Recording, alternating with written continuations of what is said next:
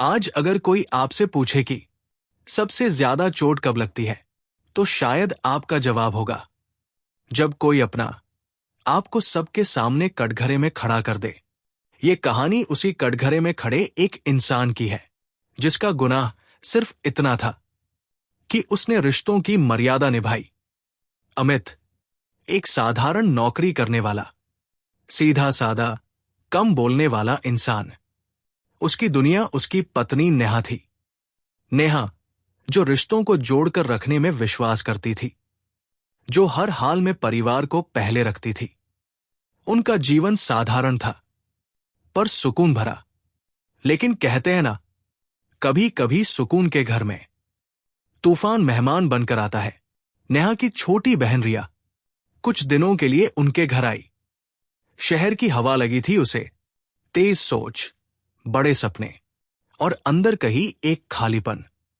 शुरुआत में सब ठीक था, हंसी, बातें, खाना, एक सामान्य परिवार। लेकिन धीरे धीरे रिया की नजरें बदलने लगी।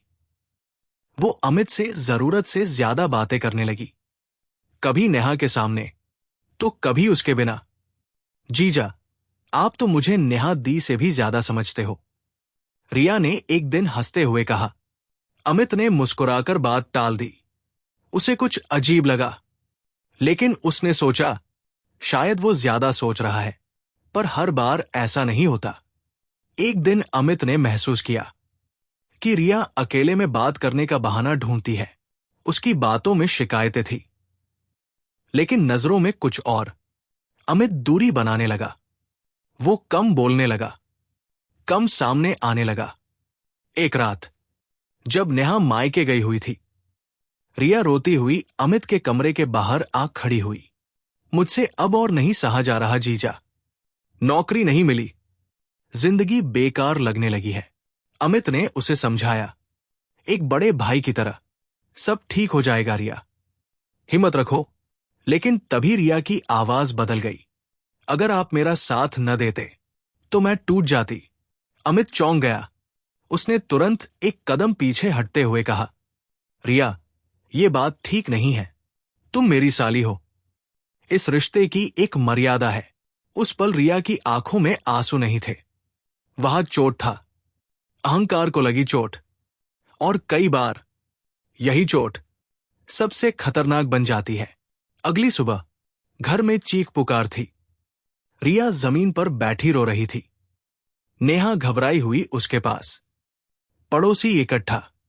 रिया की आवाज कांप रही थी, लेकिन शब्द जहर से भरे थे। जीजा ने मेरे साथ गलत नियत रखी, मुझ पर दबाव डाला। वक्त जैसे थम गया। अमित कुछ बोल ही नहीं पाया। उसने सिर्फ नेहा की तरफ देखा। नेहा, मैं कसम खाता हूं। लेकिन कसमों से पहले फैसले हो चुके थे।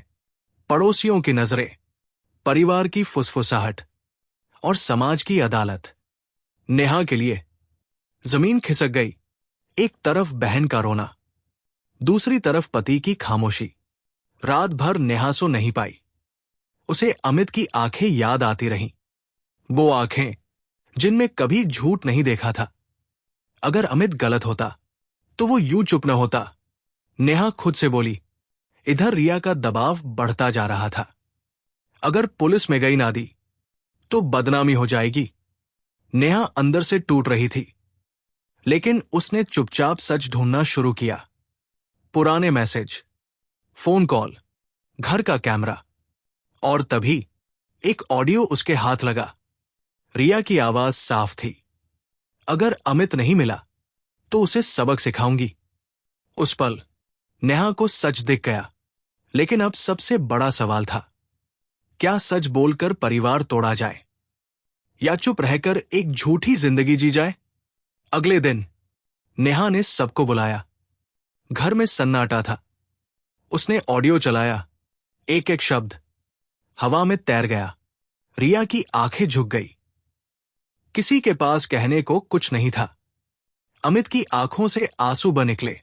वो बोला, इल्जाम हट गया, पर जो खो गया वो कौन लौट आएगा?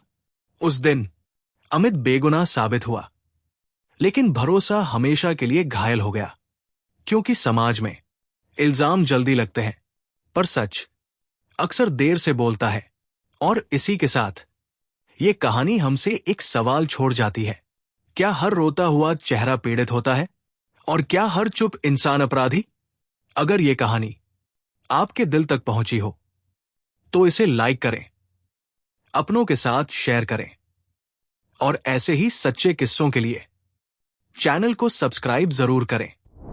क्योंकि रिश्ते सिर्फ खून से नहीं, भरोसे से बनते हैं। और जब भरोसा टूटता है तो आवाज नहीं, खामोशी चीखती है।